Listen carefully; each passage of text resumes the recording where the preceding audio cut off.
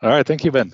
So before we start, a quick mention of our sponsors who sponsored the event today. Thank you for that sponsorship. So quickly about me. I'm a team lead BI at the Metrics Consulting Group. A couple of colleagues of mine are also in the call here. I am also chapter leader of PAS Bavaria, one of the regional groups in Germany. I am since 2008, so around 12 years. I'm in the BI world, and it happened to me once actually that I booked a trip to the wrong city for a SQL Saturday. It was Columbus, Georgia, not Columbus, Ohio. All right, what is this session about? It was a very detailed description in the session description. Basically, it's about using the Azure Data Factory dynamically. I'm assuming that that you guys are familiar with Azure Data Factory, have worked a little bit with it using pipelines, etc. I'm not using the data flow, so I'm using the stuff that's already been out there for a while. Therefore, I will jump into existing pipelines that I'm going to enhance with the dynamic part. I will do that with an example, with a business case, pretty much a real life business case that we deal with on a day-to-day basis. So therefore, I will explain the business case and then walk you guys through it. So as I said, I'm starting with existing pipelines and data sets. I'll explain them in a little bit. Also to make sure that the business case is understandable and that it's not too boring with that much technical stuff. And throughout the presentations, I mean, it's only half an hour. I only have one more PowerPoint slide, so I'm not going to bore you with all these PowerPoint slides. And of course, then this is actually not that slide, but I will jump in the demo right away. All right. First of all, the business case. What are we working with? What I'm working with is data here, which is on an FTP server. We're dealing with a bunch of CSV files, different types, pretty mixed together. In this case, pretty simple data. We're talking about email addresses that unsubscribed from a newsletter. I can quickly open that, show you how it looks like. Email addresses when they unsubscribed. Pretty simple. Don't worry, these are all fake email addresses. And I'm using WebClicks. Who clicked on what? As you can see, it's pretty mixed up together, so I need to make sure I capture this and I process this in a structured way where I can actually recognize what is what and deal with it correctly, that it's not going to be mixed up in the end in the database. So that's my source. Where am I going to put that? I have chosen a local SQL Server for this. I could have done anything. I could have done an Azure SQL database, but since I have a local SQL installation, I figured I will transfer this into the SQL database. So business case is not much more than capturing this data and make sure that on a semi-structured way that I have saved this in the SQL database.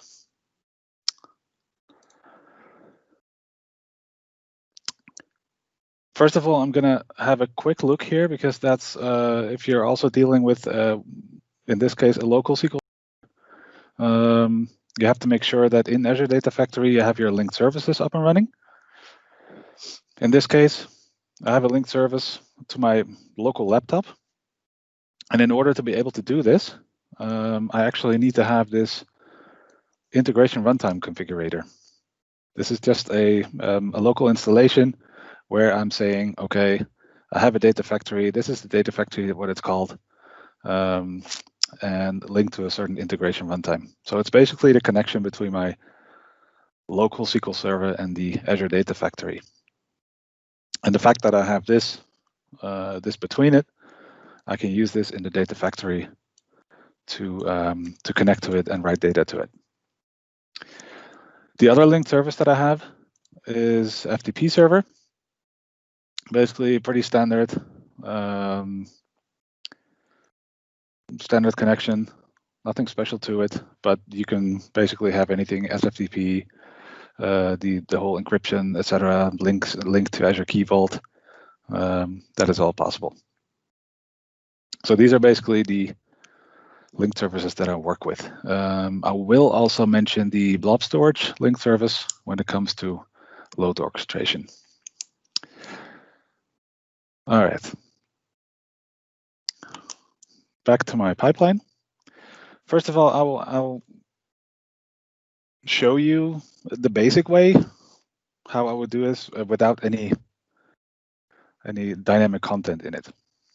Basically, I have a pipeline here, one static pipeline, a copy task where I copy this from FTP to database directly. I don't need to download this from FTP into blob storage or somewhere else to be able to process it. I can directly read that from FTP and write that into the database. I will quickly go through this one because my assumption is also you've worked with the pipelines before, so the basic concept of that is already known. Source, I have a FTP CSV source, and I'm telling Azure Data Factory where is it located, where are these CSV files. And because I'm using these different kind of files, I have WebClicks and unsubscribes. Down here, I say with wildcard path, I say I only need the unsubscribes. Okay. That's my source. Sync, SQL Server table. I give it a table name, Autocreate the table, and just telling them, okay, write it there. I can trigger that. There are no parameters. It's running, and after a few seconds, there's here, I have in my SQL Server. Takes a couple of seconds, my table. Nothing fancy to it. The thing is, though, now that I have the unsubscribes, I can do the same thing. I say source is not the unsubscribes, but there's the WebClicks. And here's where the dynamic part comes in. I could say, okay, I copied this pipeline and I changed this from unsubscribe to WebClicks, and I have 2 pipelines and I'm done. What I'm going to do instead, I want to pack that into one of the same pipelines. And in this case, I have a different pipeline here. And before I look in the copy task, I look at the parameters of the pipeline. In this pipeline, I have 3 parameters. I have pipeline description, pipeline name, that's just informative. There's no real logic to it, what I'm going to do with it. But the pipeline parameter as an object type, that's the most important parameter that I'm going to use here. Because how it works, whenever I fire off this trigger to copy the data over, I need to pass the parameters. And in this case, I can execute the same pipeline twice, once with the parameter for the unsubscribes and once for the parameters for the WebClicks.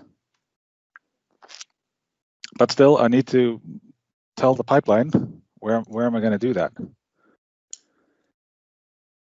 So let's look at the source. How does that look like?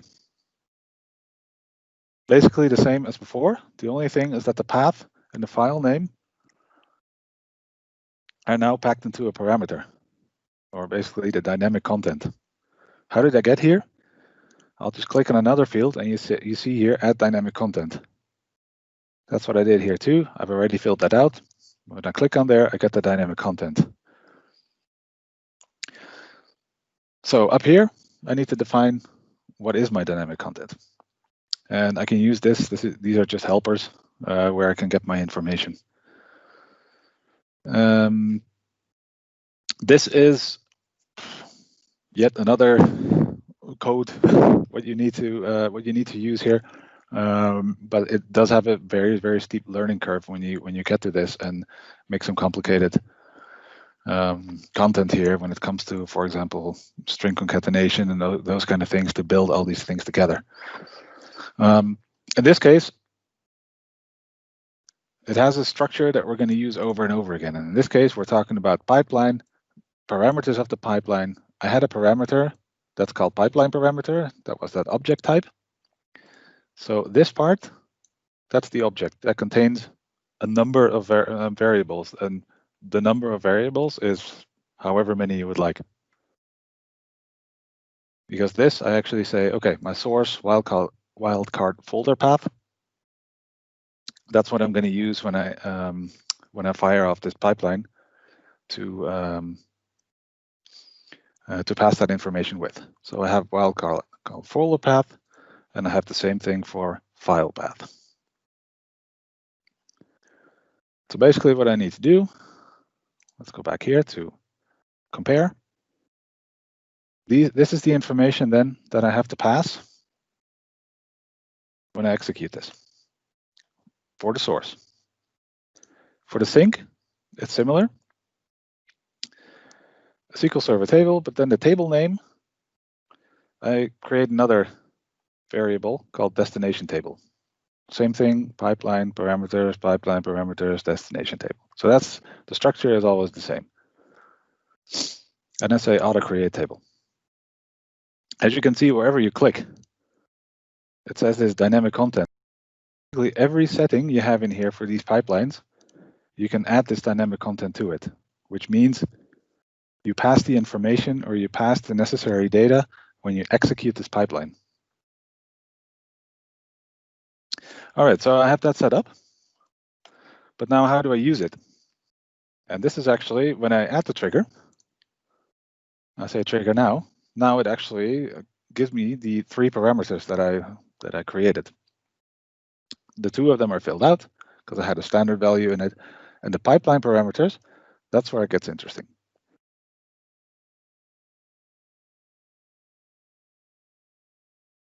So what am I going to do first?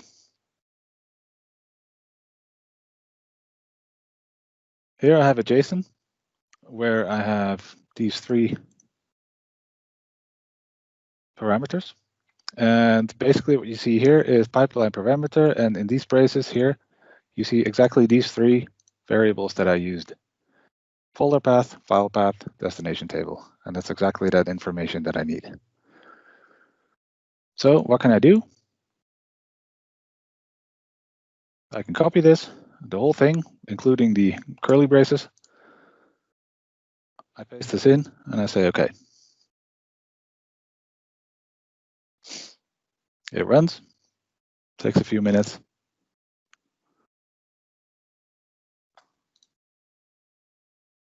And it should succeed.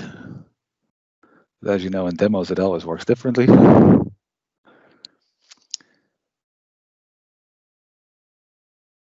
Let's have a look. There it is.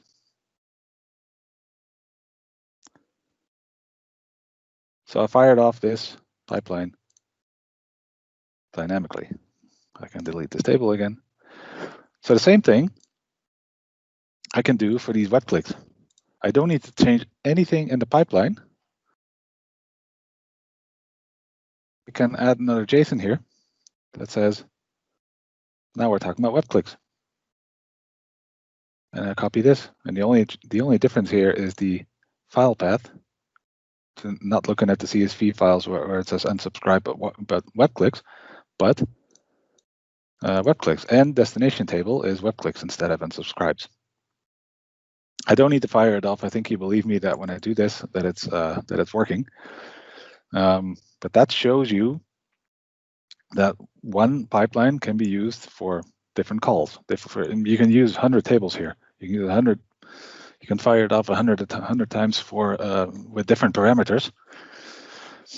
And obviously the advantage is when you need to change something, you don't need to change 100 pipelines. You can just change the settings here, and that's it.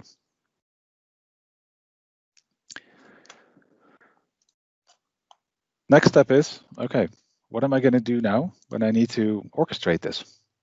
I have this pipeline that says FTP to database, so I can plan this. I can say, okay, I need to not just 100 times to fire off the trigger with different parameters. I want to fire this off one time to actually execute them all. This is where my other slide comes in, and that's the execution structure. I'll make that a little bigger. The execution structure in this case is as follows. I have pipelines, this separate pipeline, FTP to database, and I want to pack that into a controller. I want to make sure that these pipeline executions can run in parallel, because we're talking about two different tables. There's no they're not in the way of each other when they're executed in parallel. So I can say, okay, I can pack that into a parallel process. The way I've built this up in Data Factory is that around these executions. For example, every execution of one pipeline with one parameter configuration is controlled by the controller pipeline. So in this case, I have 2 times the controller pipelines that I'm executing. These controller pipelines, in turn, are then controlled by the parallel controller, which say, when I fire that off, in parallel, execute all the different controllers. I can have multiple parallel controllers, which in turn cannot execute in parallel. So they need to execute after each other. And that's where I have the sequential controller around it. So basically, that's the structure. I have a sequential controller. Sequential controller calls the parallel controller. The parallel controller calls the pipeline controller in turn to actually execute what's needed.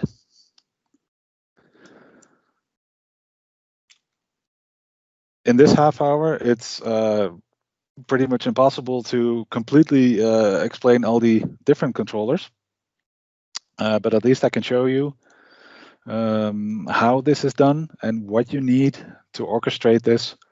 That with one click, you can basically plan your whole data load with just a few pipelines. As you can see here, I have these controllers that I was talking about. Each controller have their logic. They call each other. Sequential calls parallel, parallel calls pipeline, and pipeline calls whatever they need, whatever pipeline needs to be executed. The thing is, how am I controlling that? How do I say, okay, do this first, then that in parallel, wait for that to be done, and then proceed with the next? That's exactly what I'm doing here, and that's also the reason why I built up this JSON the way like this. Because in the next step, I can say, okay, these 2 executions of this pipeline, I can actually wrap that around the parallel controller. I can say I have a parent controller called controller parallel. This controller parallel pipeline has one parameter called execution list. As I said, I'm not going to dig deeper into what's in the controller parallel, but it has one parameter called execution list. And this execution list is nothing more than an array of these 2 executions. That means when I call the controller parallel, I take this whole thing and I go to my controller parallel. Where is it? I don't have it open yet. There we go. I add this trigger. It also has that parameter. I execute this. And now I'm actually going to look in the monitor, because there are a couple of things happening here. Here I can see the controller parallel that I called. It also says triggered by manual trigger. The controller parallel called 2 controller pipelines, and the 2 controller pipelines called the FTP to database. That's that structure that I showed in the PowerPoint. So it succeeded. So with this one call, I've created these 2 tables. each with their own source CSV that are located in exactly the same folder.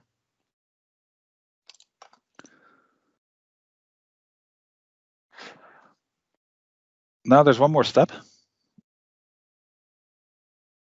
and that is how to automate this.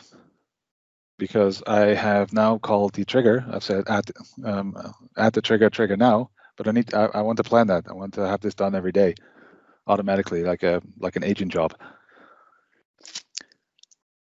For that, in this case, I actually have to wrap this whole thing around the next controller, which is the sequential controller. Sequential controller is similar to the parallel controller. The only thing is, so also with one parameter called execution list. Within the execution list of the sequential controller is the parallel controller, and within the parallel controller, there's an execution list of the two pipelines that needs to be executed. So I can also call the sequential, or start the sequential pipeline with a trigger, and it basically does the same in this case, but you can have multiple parallel controllers here. I can also say, for example, if I have another load, then I can say, okay, copy this, and when these two are done, there's a next process, the next parallel process that has two completely other pipelines. So here you actually built your whole data load, and you plan it and when what is executed sequentially and in parallel. Erik, there's a question by Rob. Yep. If it is possible to dynamically create pipeline names as well. Dynamically, we can actually have a quick look at that.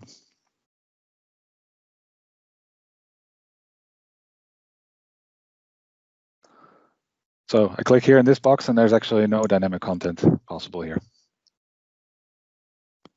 So the name is actually, oh wait, you're talking about the name of the pipeline. That's even trickier. Pipeline names. Yeah, that's even trickier because the pipeline names is a property of the pipeline itself, and that cannot be done dynamically. It's even more trickier with this pipeline name, because a little sidestep here, your pipelines are completely built in this JSON code. You can change the JSON code here to, if you know what you're doing, and it'll change the pipeline in the visual part. But if I try to change this, the pipeline name, and I say, okay, I want to change that name, it says rename is not allowed from JSON editor. Okay, but you could generate that JSON from some source. Absolutely, yep. And like, for example, I think Ben Weisman once had a session about creating ADF pipelines from BIML. Yes, absolutely. With BIML, you can certainly do that. When you generate code, you can easily import that in Data Factory. And then we have another question, or rather statement, that if you're trying to monitor your outcomes in the monitor. Yep, you were. With that, that's a pain. I didn't hear you. You were off for a couple of seconds. Please. When you're trying to monitor the outcomes in the monitor, yep, it's hard to know which instance of a dynamic execution has failed. Yes, there are a couple of actually two ways you can handle that. So here I cannot see which one was which. So if one failed, which one was it then? Was it the unsubscribes or the WebClicks? I can either look at the parameters here, and here I see these three parameters that I used. And for example, with the description, so that's why I added this description as well. So you can use it here, and you can say add column. I say okay, so you get in the monitor, you get the pipeline description of which one was which. The second one is the annotations. It's a little trickier because what you have to do then is in your code, you have to add annotations all the way on the bottom. It says annotations here. This is what you have to fill manually. There's no visual part where you can add the annotations to the pipeline. But if you make this also dynamic, then you can add a parameter here and say annotation, or whatever, however you call that, and you create a text here. And what it does with the execution in the monitor, it gives a little icon here, and you can click on the icon, and it pops up then with exactly the annotation that you pass through it. And we have a follow-up question on that, if that's okay for you at the moment. Yep. That filterable in the monitor or via Custo? That's a good question. I'll have to take that with. Yeah. That's what I have not done before.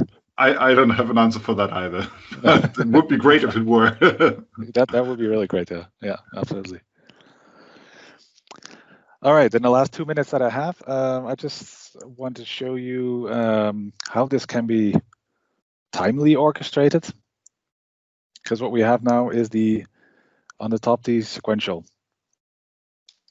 pipeline that I want to fire off. What I've done is this file, not exactly because I just added a couple of things to it, but a file like this, starting with the controller sequential, I've put that onto a blob storage as a JSON file. There it is, package execution. There's the content. I don't need to open it because I just showed it. There's the content.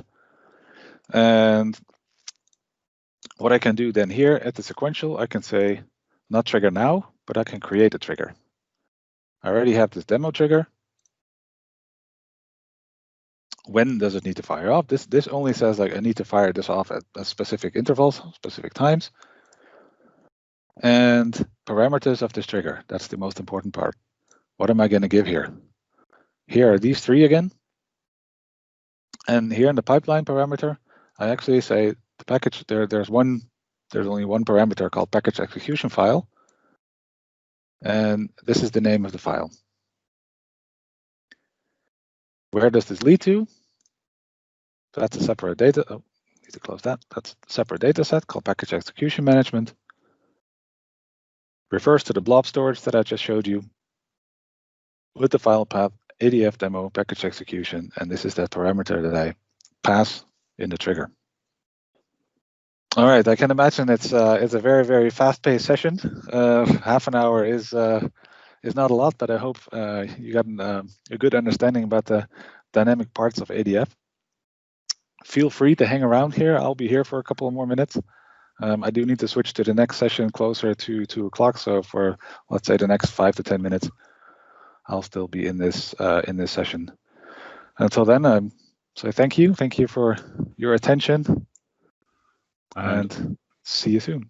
And thank you very much, Erik, for this great session. I think it was very interesting. I learned a lot about how I'll do the next ADF pipelines that I will build.